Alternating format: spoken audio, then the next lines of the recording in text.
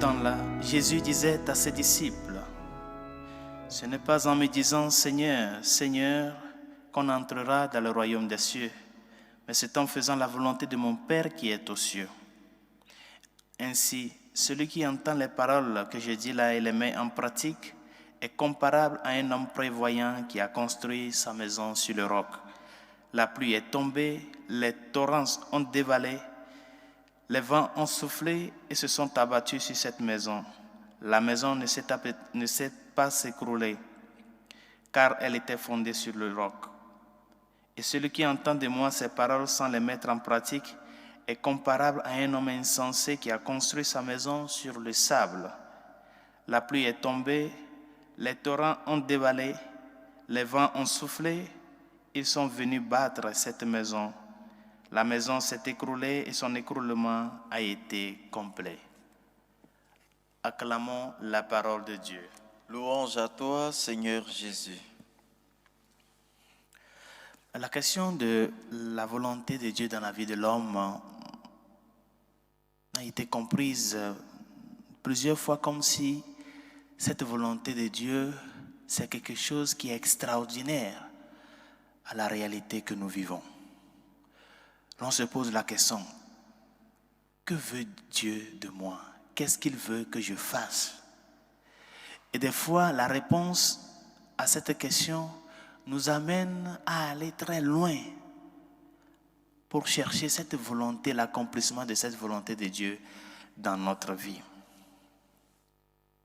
Quelle est la volonté de Dieu dans ta vie? Qu'est-ce que le Seigneur veut que tu fasses? Qu'est-ce qu'il veut que tu accomplis de par ton statut et ton état de vie? Par conséquent, la réalité de la volonté de Dieu n'est pas une réalité figée pour tout le monde. Chacun par rapport à son état de vie, c'est en cela qu'il accomplit cette volonté. Cette volonté qui est, une fois qu'elle est accomplie, qui est un témoignage et une réponse à l'amour de Dieu dans notre vie.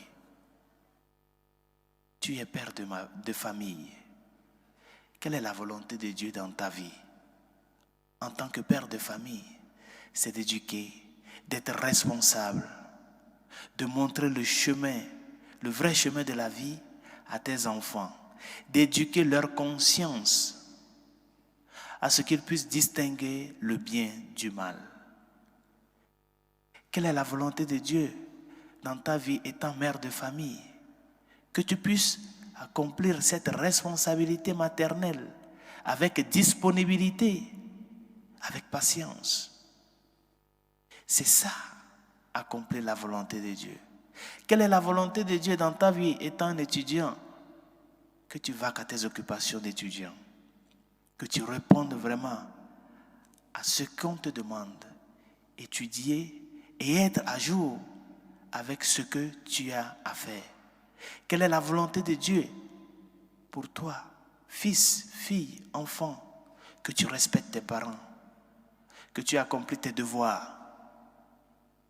Par conséquent, la réalité de la volonté de Dieu dans notre vie doit se comprendre dans la logique de l'accomplissement de nos obligations. Parce que le Seigneur ne nous demande pas des choses extraordinaires, mais que notre vie soit en concordance avec le message que nous annonçons. Que notre témoignage soit en concordance avec la foi que nous professons.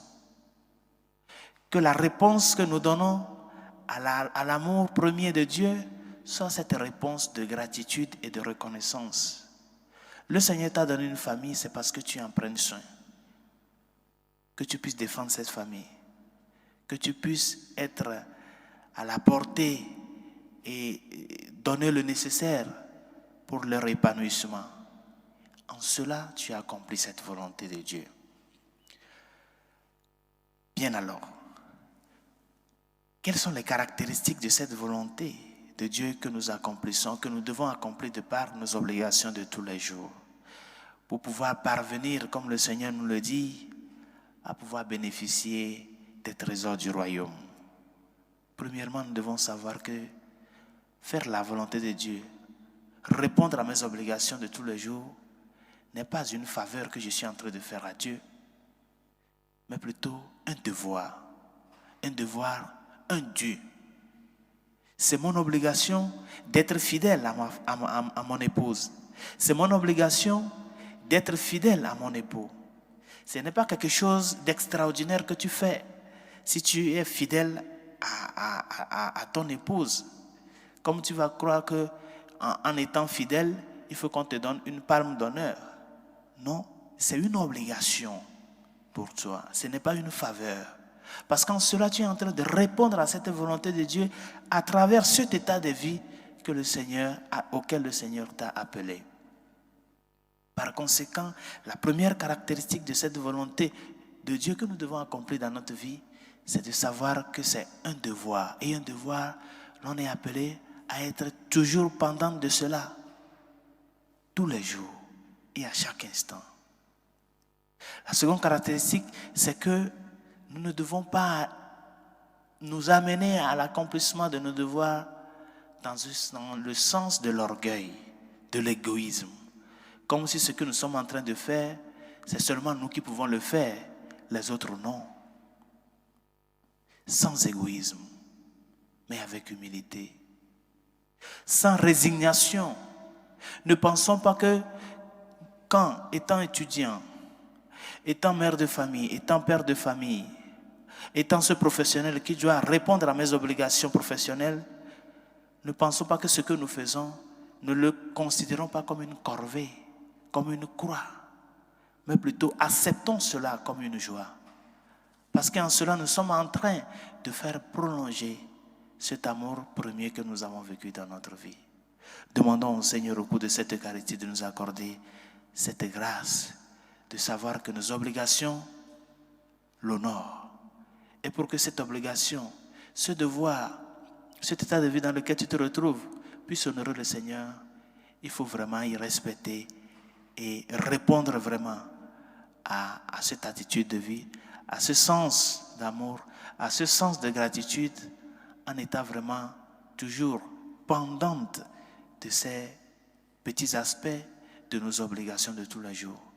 Afin qu'en cela, nous puissions à petits coups construire ce royaume que le Seigneur lui-même est venu combler dans sa plénitude, en sa personne, au milieu de notre monde. Que sa grâce nous y aide et que sa miséricorde nous réconforte.